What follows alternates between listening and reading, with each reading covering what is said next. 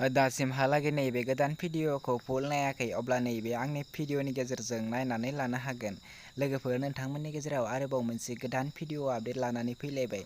लोगोफोर नोंथांमोना दासिमहालागै नैबे आंनि चेनेलखौ साबसक्राइब खालामाखै अब्ला आंनि चेनेलखौ साबसक्राइब खालामनानै हो। आं बेफोरबायदि गोदान भिडिअ आपडेट लानानै फैबाय थायो। बिदिब्ला फैदो दिनैनि बे गोदान भिडिअनि आपडेटनि सायाव। लोगोफोर नोंथांमोननि गेजेराव मोनसे गोदान भिडिअ ओंखारनानै फैदों। नैबे गोदान मिउजिक भिडिअनि टाइटेलानो जादों वाट्सएप गेलेनाय।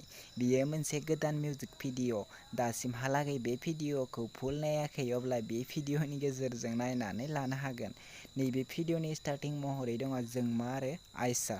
बिथांमोना बे भिडिअखौ अलरेडि फुल आपल'ड खालामबाय आरो नैबे भिडिअनि कनसेप्ट डिरेक्सनानो जादों जुनक बसुमतारी आरो मेथाइखौ रोजाबदों जयतिका आरो कायला। नैबे भिडिअआ जोबोरैनो मोजां जादों। बे भिडिअनि को-आर्टिस्ट महरै दङ रुनरा जुनु रिगुनि। बे भिडिअखौ फुल नायनो थाखाय बागुरुम प्रडाक्शन इउटुब चेनेलाव थांनो नांगोन। नैबे इउटुब चेनेलाव थांनानै बे गोदान मिउजिक भिडिअखौ नायहैदो आरो दासिमहालागै बे चेनेलखौ साबसक्राइब खालामाखै अब्ला चेनेलखौ साबसक्राइब खालामनानै होदो जेन बिथांमोना बेफोरबायदि गोदान गोदान भिडिअ लानानै फैबाय थानो हायो।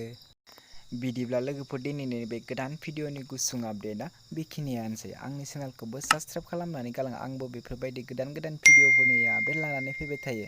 लोगोफोर नोंथांमोनावबो बेफोरबायदि गोदान गोदान भिडिअनि आपडेट होनो दङब्ला नोंथांमोना आंखौ कमेन्ट बक्सआव कमेन्ट खालामनो हागोन।